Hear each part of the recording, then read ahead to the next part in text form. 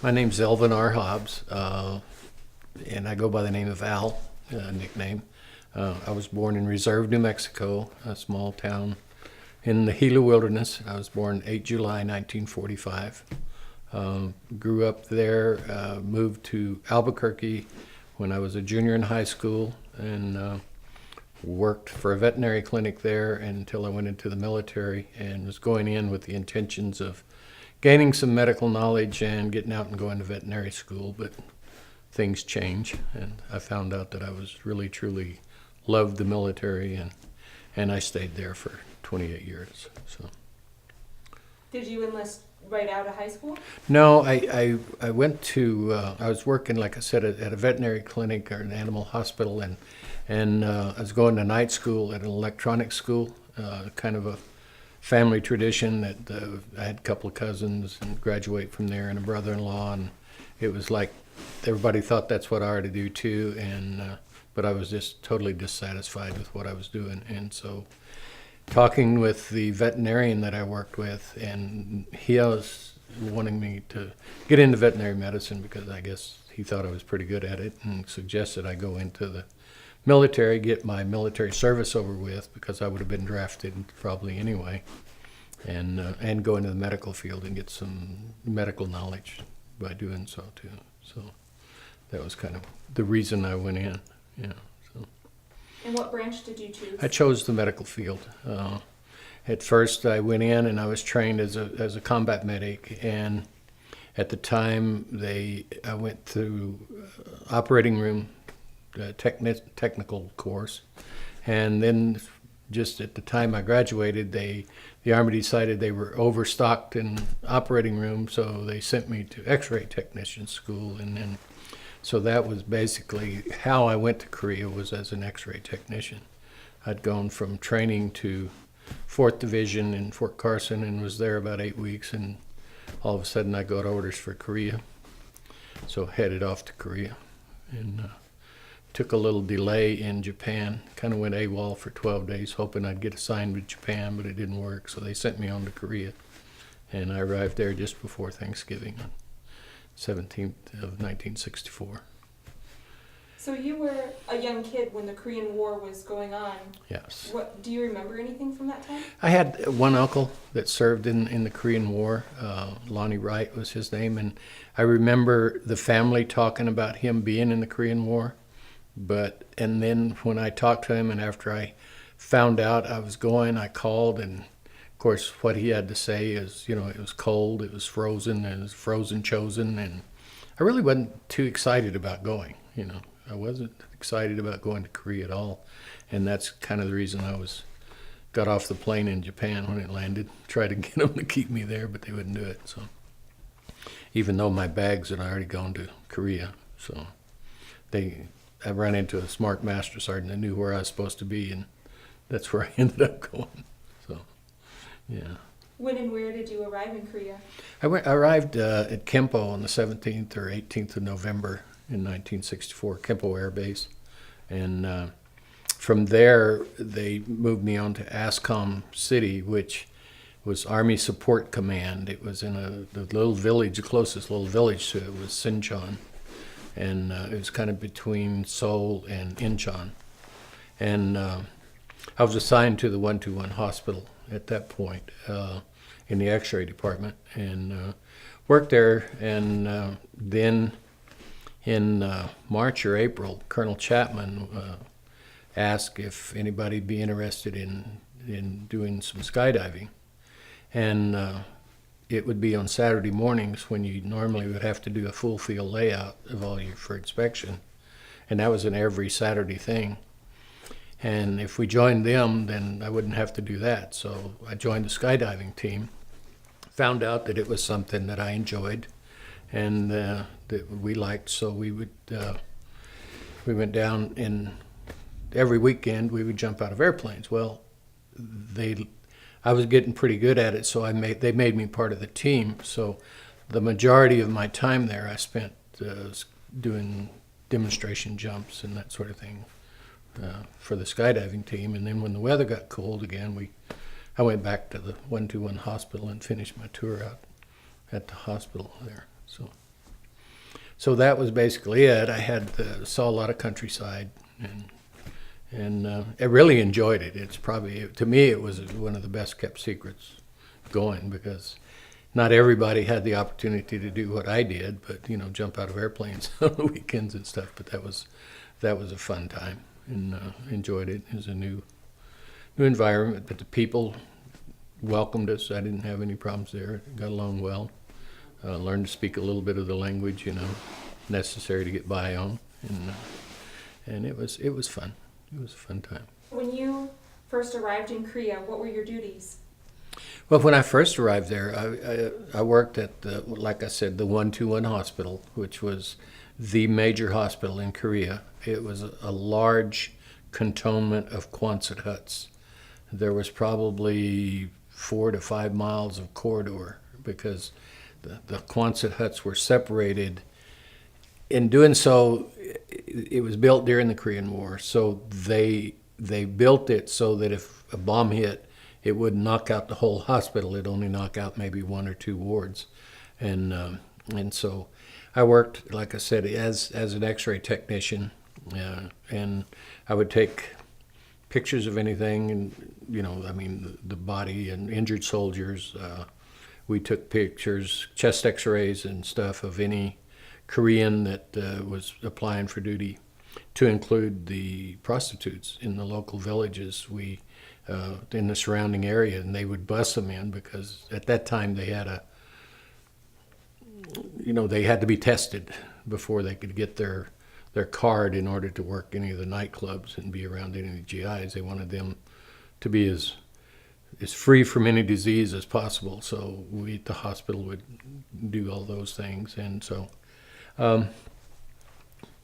then, I worked just as we'd be on call. You do emergency room duty, and then some days you'd work 24 hours, and then you have a day off. And the thing was that we had antiquated equipment compared to what I was trained on in the States. So you had to learn to just kind of do things differently. Like if they were taking an exam where they put air in your spine and it goes up to your brain. In the United States, they had a chair that would flip the patient all the way over, so that the air would go up into the horns in the brain, and it would be the contrast that they would use.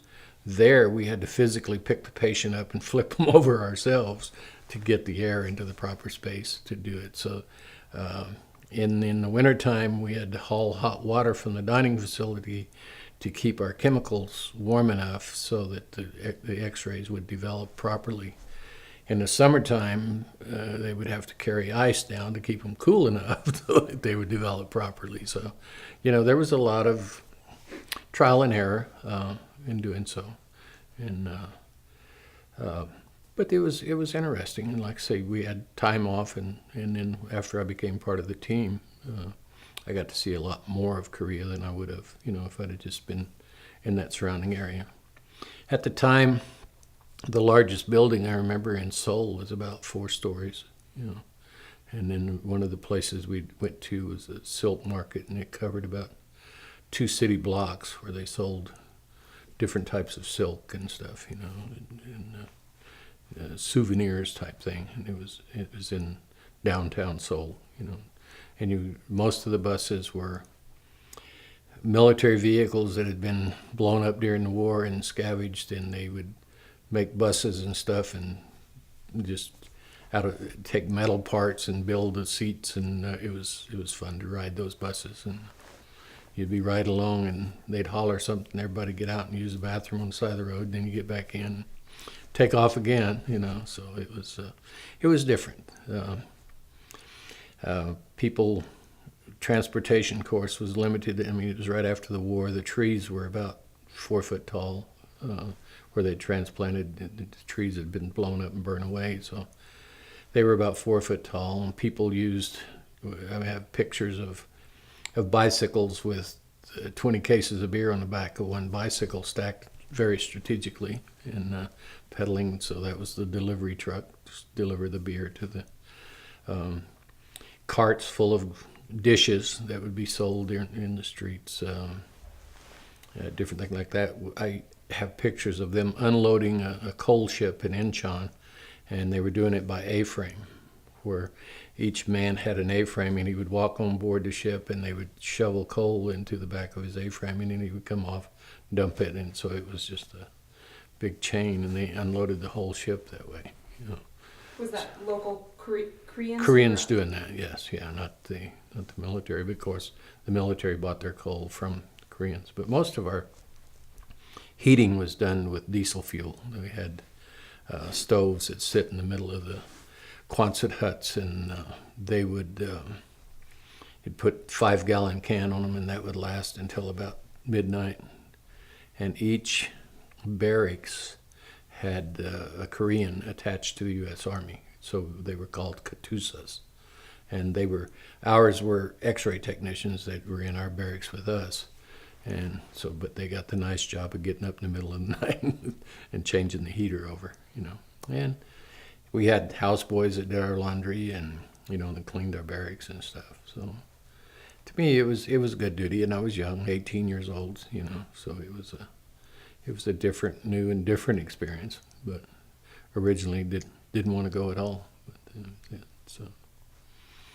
And then, like I said, Colonel Chapman asked volunteers, and I could rather jump out of an airplane and do a full field layout, you know, and so tried that, and that was fun. It turned into be something that I wanted to continue to do when I got back to the States, but it was a very expensive hobby when I got back. Yes, you had to pay for the plane and for your chutes and everything else there. The Army gave us old chutes, and we would modify them to our expertise.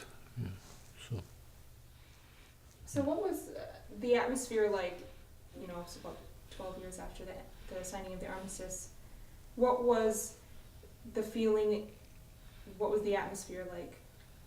You know, it would be like being in, I think, like a barrio in Mexico or in El Paso. If you go to the barrio and the people there are poor and living on limited income and limited food, there was a lot of begging going on. There was a lot of eating rats, doing a lot of other things that probably right now they couldn't believe, but like we did during the Depression, we got by eating jackrabbits and doing a lot of things here that we probably wouldn't do today. But it was necessary for life and limb and moving on. The people, like I said, were very Inuit. They did different things to make ends meet, you know, and whatever they could find to make a living, feed their families, and do those sort of things. That's what they did. It was a culture shock for all of us coming from, even though I came from a small town, it was still a culture shock to see. You know, there was no indoor plumbing. There was no, you know, hot water in most of the places. The only hot water was what they cooked on their little stoves, and a lot of that was done through charcoal.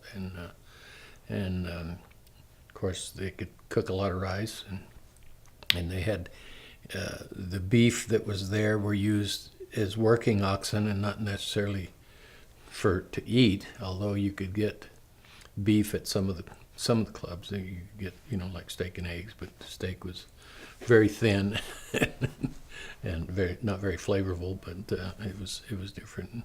Yes. But the atmosphere and the countryside, like I said, the trees were 4 to 5 feet tall. You see women with clothes made out of OD blankets, you know, wool blankets in the wintertime, that their pants and even men.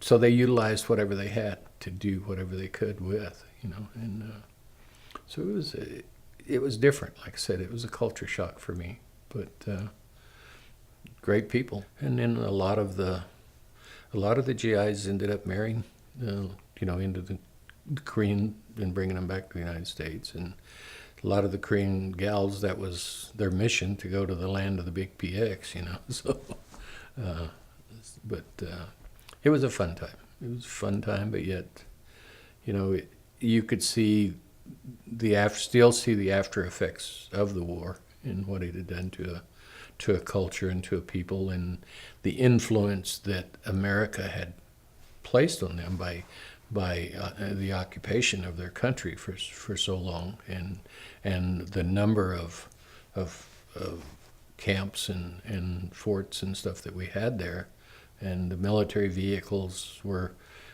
like I said, you have a deuce and a half going down the road, and you had to put guards in the back of it because they would jump in, and if they could get into the back of it, and there's things they could throw out and then jump out after them, they would do that. But it had to be. It was a way of life for them, because they were trying to live the best they could with what they had. So. Yeah. Where were you stationed at exactly?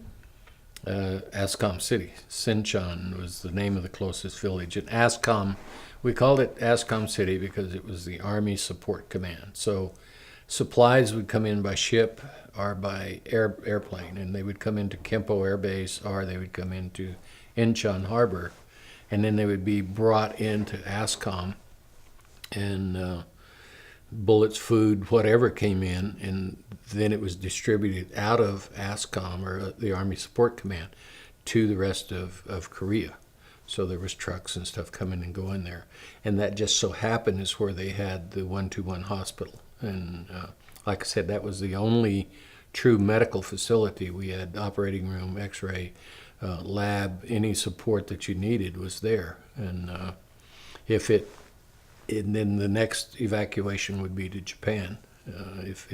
If we couldn't do it there, it would be sent to Japan. But most items we took care of at the 121 hospital. Like I said, you learned a new innovative type of medicine. For instance, we had a soldier that was burnt, and you use, in the United States, they would debride and go in and take out the old tissue, and where there we could use things like fly larvae, maggots to eat away. So you just place the maggots on the wound and let them eat away the dead tissue and stuff. Where if someone saw that in the United States, they would go berserk, because what are you doing? It was one of the best and less painful debridement procedures you could use. And like I explained earlier, having to flip patients by hand and, do a lot of things that being innovative because of just, lack of the best equipment in the world. But yet we managed to get it done in the hospital there, too. What were people getting injured from?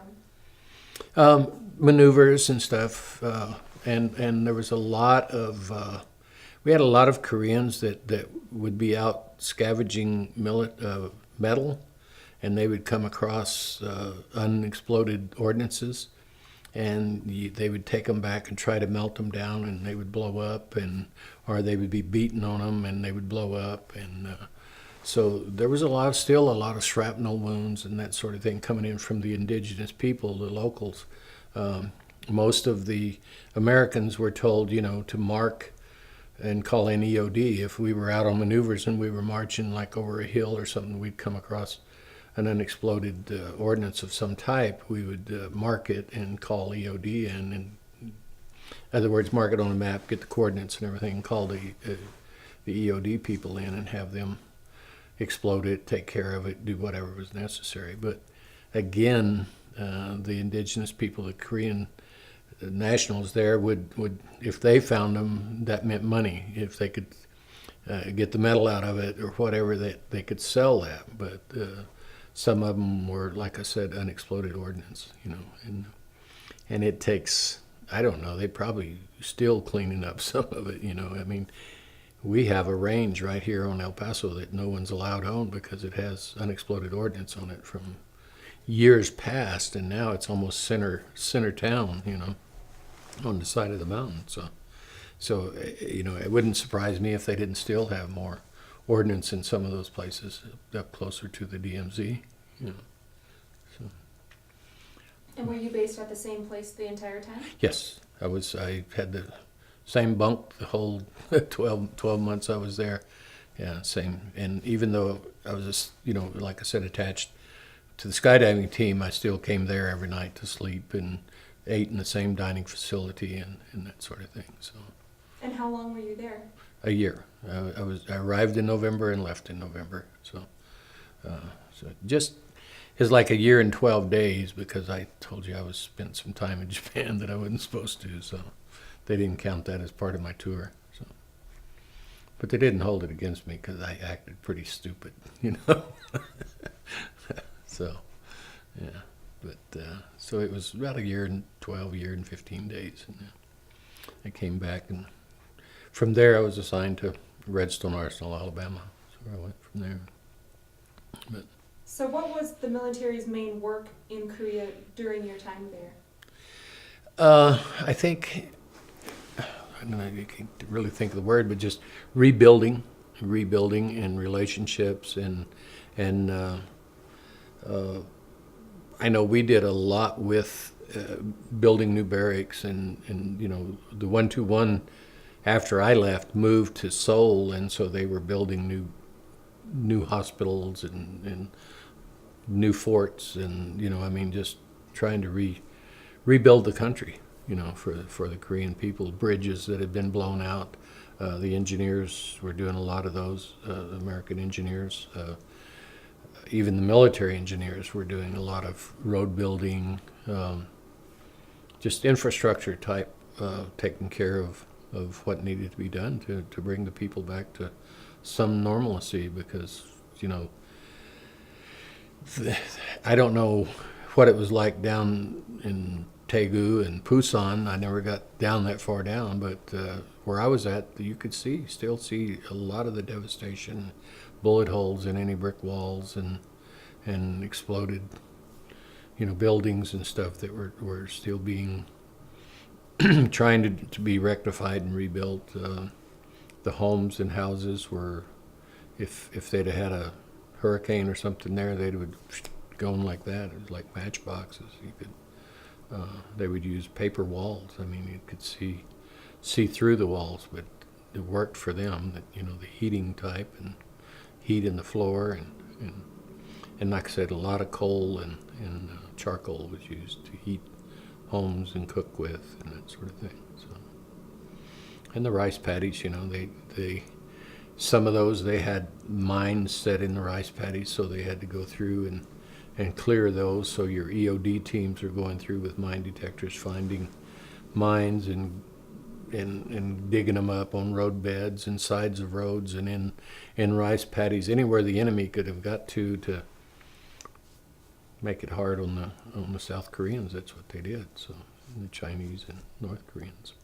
So. And what did you do after your time in Korea? Well, I stayed in the military for 28 years. So I worked as an X-ray technician in Redstone Arsenal, and then wanted to get promoted, so I moved back to my secondary MOS. So while I was there, I went from E5 to E6 in about a year and a half time. And then from there, I went to William Beaumont Army Medical here and was trained as a 91C, and then they gave me additional training as kind of an independent medic. What they would call now would be a physician's assistant, but at the time they didn't have that program. So, but I was trained to do a lot of, you know, suturing, deliver babies, you know, minor surgical things, medications, a lot of medications that I could give without physicians. And then from there, they sent me to Vietnam. And I worked there in a river patrol unit, and I was the senior medical person there. And so I had 3 other medics that worked for me, and we took care of a river patrol, a Mike Boat Company, a Navy unit, and a Coast Guard unit there when I was in Vietnam. And then from there, I came back, went to a tank unit in Fort Knox, and then from there I went to nuclear power in Panama, and then from Panama to Antarctica back to Panama, and then from there I went to Fort Campbell, Kentucky, and then from there to Germany, and Germany back to here, and this is where I retired at after that. So it was quite a varied varied job, you could say. Yeah. What were the dates that you were in Vietnam? I was there in 1968. I got there in November of 68 and November of 69. I returned back, so it was a year. It was a year there also. So they always liked to send me so I could spend my first Christmas early and get it over with, I guess. But it seemed like I always shipped out in November. I shipped out in November going to Germany too. So it was, you know. But And your time in Antarctica? That's kind of unusual. What did you do up there? I was assigned to a nuclear power program for the U.S. Army, and the Navy had a nuclear reactor in Antarctica, and it was underground. So we went underground for 6 months to run the reactor and produce electricity for the radars and any research labs and that sort of thing. So you spent 6 months underground, and then you came out and they shipped you back to wherever. And I took the place of another medic, a Navy medic, that had some psychological problems about being underground for so long. So that was what I did there. And then in Panama, I was on the USS Sturgis, which was a nuclear power barge, which was a Navy vessel that they'd taken the engines out of and put a nuclear reactor in, and we produced electricity there for the Canal Zone. Is what we did there. At one time, the Army had 8 nuclear reactors around different parts of the country, most of them in the United States. You know, so. And the Navy had their program also. And I was and then, like I said, I went from there to an air assault unit in Fort Campbell, you know, and worked there and worked in the hospital at Fort Campbell, plus the aviation unit and infantry unit, and then from there to Germany, where I was assigned to the 1st Armored Division again, and worked with tankers.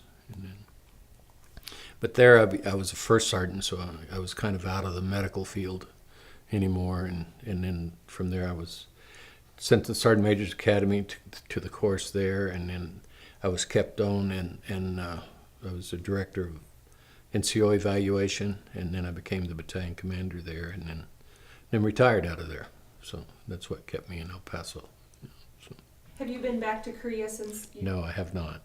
I almost did. I worked as a military relations person for a banking group, and I was going to go over and do a NCO Soldier of the Year program for the 8th Army NCO of the Year, but there was some technical difficulties because of the banking group that was in Korea didn't want an outside banking group coming in and presenting to there, so I didn't get to go. So it would have been right at 40 years, that I would have got to go back and see the difference, but wasn't able to do that, so I didn't go back.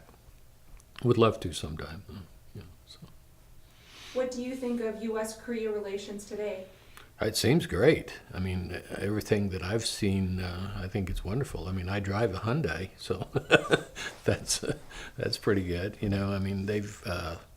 I see pictures. I talk to a lot of troops that come back. I'm very active in different military organizations, and so I see soldiers and work around and volunteer for soldiers all the time, and so talking to them and seeing pictures, and it seems like the relationship is great. It seems it's really close now. Probably one of our strongest allies, and I truly believe that. I think they truly believe and recognize what the war did for them, in their freedoms of being able to be the country that they are. I think that if it hadn't have been for the war, the Korean conflict, as we call it, I don't think Korea would be as strong a country as it is today. So those guys that did fight in the war, if they could see it today, most of them, some of them can, but if they could see it today, I think they'd recognize that it may have been the forgotten war, but I think what they've done has been recognized by the Korean government and the American government too. That we've come a long ways, baby, so to speak, and I think that their being there and doing that and holding off the North the way they did, I think that just shows you that It's a pretty strong country now. Their economy's great. I mean, from everything I've seen and heard, and looking at just the pictures and everything, it's a strong economy. I'm the commander of a Veterans of Foreign War Post 812 here, and that's an annually elected position. And we serve the veterans of foreign wars, any war. You had to have served in some type of conflict and/or Korea during periods of time. And we do a lot for the veteran. We work hard to maintain their benefits and that sort of thing through our national organization. Locally, we work the one that I belong to, the post that I belong to. We do a lot to support our active duty soldiers that are coming back and leaving and going. We've fed about right now somewhere around 130,000 soldiers, sailors, Marines, Coast Guardsmen that are being deployed through the deployment center here and giving them send-off parties and welcome home parties. And we do that free of charge to them through donated money. And, so like this Thanksgiving, we're going to be feeding somewhere around 300 Reserve National Guardsmen coming back from Afghanistan. So we're going to have Turkey Day for them all the way up there. So. And why did you choose to run for that position? Actually, I was asked to by by some of the people there. I have been very involved in volunteering since I retired and while I was active duty. In fact, the 32nd Air and Missile Defense Command has an award named after me, and it's Sergeant Major Al Hobbs Volunteer of the Year Award. And so I've been involved with the Association United States Army, the Omar Bradley chapter here. I was president 3 times and state president once of that. I've been a past commander of the Veterans of Foreign War, Post 8919, and then transferred. And the gentleman that had been commander there was getting a little tired, so he asked me if I would run for it, and I did, and was elected, and that's what I'm doing now. And I've been at it about 7 months now, so. And I enjoy it. It's volunteerism, but it keeps you busy. It keeps you going. For a 70-year-old fat man, I have to keep going. What year did you retire from the military? 1991, in July of 1991. I was going to retire in January, and then Desert Storm broke out, and they extended everyone to the end of the war. For me, it worked 6 months, because it only lasted 90 days, but they extended me 6 months.